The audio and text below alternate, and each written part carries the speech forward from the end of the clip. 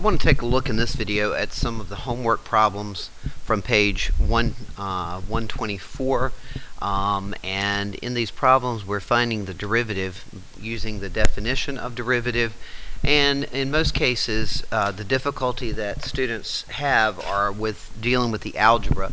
So I'm going to do 2 or 3 of these just so you can follow along and see if you can figure out where your algebra problems are.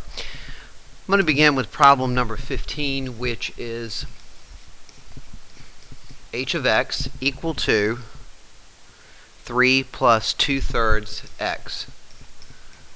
Now, if you think about this problem before you jump in and actually find the derivative by the limit process, you know that this is the equation of a line. So we know already, using y equal mx plus b, that the slope of this line is equal to 2/3, and the slope at every point everywhere on that line is equal to 2/3. So we already know that we should end up with an answer of 2/3, so let's see if we get that.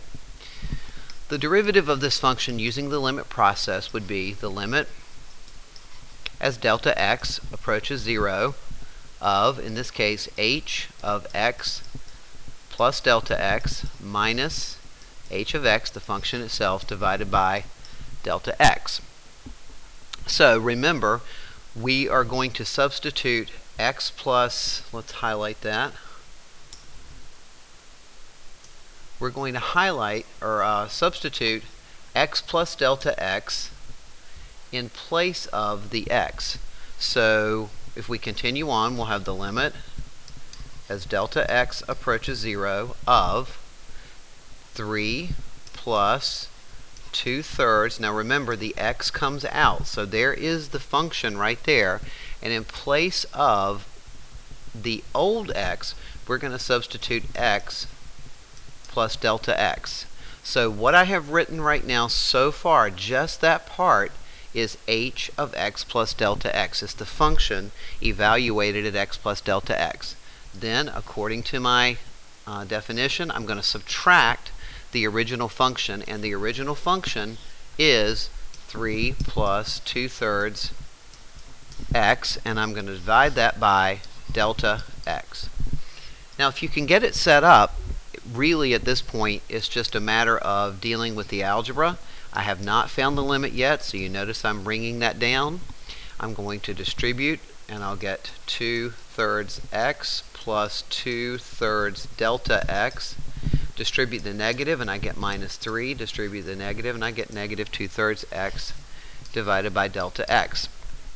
And this is the fun part, because now the 2/3 x subtracts out with negative 2/3 x. The positive 3 subtracts out with negative 3. And now you see all we have left is the limit as delta x approaches 0 of 2/3 delta x divided by delta x. The delta x's divide out, and so the limit as delta x approaches 0 of this function is 2/3, which is what we expected. Whoops, wrong way. Which is what we expected the answer to be, because this is the slope of a line. It's a really long way of confirming that the slope of this line is actually 2/3. Alright, let's take a look at a problem that's is a little bit more involved. Let's take a look at problem number 15. I'm sorry, that was 15. Let's take a look at number 17, which is f of x equal to 2x squared plus x minus 1. And we're trying to find the derivative, so f prime of x is equal to, the derivative of the function is equal to the limit as, now remember we said we could use delta x or h as h approaches 0 of f of x plus h minus f of x divided by h. So in this case that would be the limit as delta x approaches 0. Now remember, for the first part, I'm going to highlight that again for you. For the f of x plus delta x, that means I'm going to take the original function, which is 2x squared plus x minus 1. I take out the x's, and in place of those I'm going to evaluate at x plus h and x plus h. So all of that part right there, I'm going to highlight it. Let's go back to the highlight. So all of that right there, that's f of x plus h. Then I'm going to subtract, whoops, let's undo that, or erase it. Didn't go back to the pen there. So I'm going to subtract the original function, and the original function is 2x squared plus x minus 1. So if I highlight that portion, and let's just do maybe green, excuse me. So f of x is in green. This is the original function. Then that's to be divided by delta x. Alright, so we've set it up, and again, now we're going to deal with the algebra. The limit as delta x approaches 0, so I'm going to square that first term. X squared plus 2xh plus h squared minus, plus x plus h minus 1. Distribute the negative, minus 2x squared minus x plus 1 over h. Alright, so all we're doing here is having kind of an algebra party. Limit as delta x approaches 0 of 2x squared plus 4xh plus 2h squared plus x plus h minus 1 minus 2x squared minus x plus 1 over h. Okay, and now the fun begins because things are going to start subtracting out. Positive 2x squared, negative 2x squared. Positive x, negative x. Negative 1, positive 1. Every term that we have left, which is, let's get the highlighter. We have 4xh, we have 2h squared, and we have an h. Those are the three terms that we have left over. So we're going to factor an h out of every term. Limit as delta x approaches 0 of, factor out the h, and out of the first term I have a 4x. Out of the second term I have a 2h. And out of the third term I'll have a 1 left over. The h's divide out, and so now I can evaluate the limit by substituting 0 in place of h, which will give me a derivative of 4x plus 1. Remember that this is my slope generator. So if I wanted to find the slope at a particular value, I would substitute that value. So for example, let's say we consider a value on the original function of 1, and let me find f of 1. That would be 1 squared times 2 is 2, plus 1 is 3, 3 minus 1 is 2. Now I just found that by substituting 1 into the original function. So if I wanted to find the derivative now at 1, the slope of the line tangent to the curve at 1, I would say that is f prime of 1, which is 4 times 1 plus 1. So the slope of the line tangent to the curve at this point is 5. And if I wanted to go further and actually write the equation of the tangent line, I would have y minus y1 is equal to m times x minus x1. Our y value from up top, remember, is our coordinate is 1, 2, so I'll put that down here.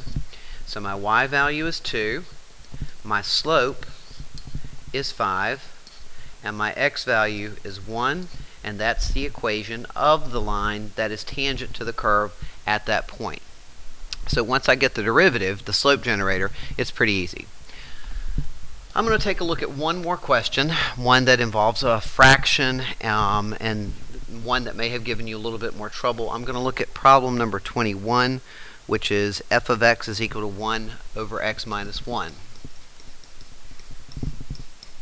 And my goal again is to find the derivative. So I start by writing the definition, the limit as delta x approaches 0 of f of x plus delta x minus f of x divided by delta x. There's my slope formula.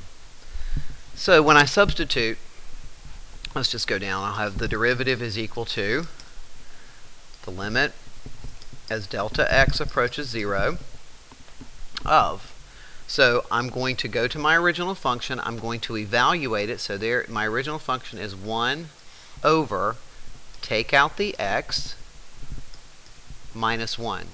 Now, I'm inside of the parentheses. I'm going to evaluate or substitute x plus delta x. So on the inside, where I took the x out, I will have x plus delta x. So that is the original function evaluated at x plus delta x.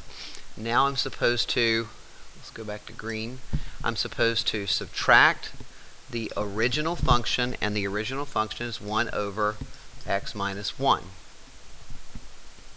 So if I drop my parentheses, I will have the limit as delta x approaches 0 of 1 over x plus delta x minus 1 minus 1 over x minus 1. And in that last step, I just noticed that I forgot my divided by delta x. In other words, I end up with a complex fraction, and the same thing is true here. Okay, so here's where the fun begins. If you take a look at the numerator of the complex fraction, in other words, I have a fraction minus a fraction. For now, I'm going to ignore the denominator, and if you have a fraction, subtract a fraction, you know from elementary school math that you have to find a common denominator. And to find that common denominator, it's going to be the product of the two denominators. So in the numerator, my common denominator is x plus delta x minus 1 multiplied by x minus 1. That is the product of the two denominators. So the first fraction is multiplied by x minus 1. I'll edit. Let's get rid of that. Back to the pen. So I'm going to multiply the first fraction by x minus 1. And the second fraction I'm going to multiply by x plus delta x minus 1. Now let me go over this in terms of like an arithmetic problem. Basically, if we create a parallel problem, we have something like 1/3 minus 1/2, let's say, over 5. So if you were going to simplify that, the common denominator of the numerator would be the product of 3 times 2, which of course is 6. And so I would multiply the numerator of the first fraction by 2 and the numerator of the second fraction by 3. So that's kind of what we have going on there.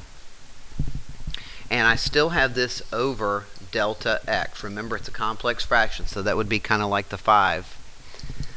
All right, when I clean this up or distribute the negative, that would give me the limit as delta x approaches 0 of x minus 1 minus x minus delta x plus 1. All I did there was distribute the negative. My common denominator is still intact. And then that's still over delta x. All right, let's see what's going to subtract out here. In the numerator, the x subtracts out with the x, the negative 1 subtracts out with the positive 1, and so now I have the limit as delta x approaches 0 of the opposite of delta x over the common denominator x plus delta x minus 1 times x minus 1. Now notice what I'm going to do now. I'm going to multiply by 1 over delta x. Why am I doing that? Well, if you come back up here to the simple math problem, if we clean that up, right here I would have 2 minus 3 is negative 1 over 6 divided by 5. That 5 is technically over 1. So when you divide fractions, you multiply by the reciprocal. So I'd multiply by 1/5. So likewise down here, this delta x is technically over 1. So when I divide a fraction by a fraction, I multiply by the reciprocal. The delta x's will subtract out. So now I can substitute 0 in and find that the limit is a -1 in the numerator. In the denominator, if delta x is 0, then I have x minus 1 times x minus 1, which is x minus 1 quantity squared. Now that may seem overwhelming, but it's not really that hard if you're very careful and you understand how your fractions work. I hope this video helps you. You can watch it as many times as you want to try to get the hang of finding the derivative with the limit process.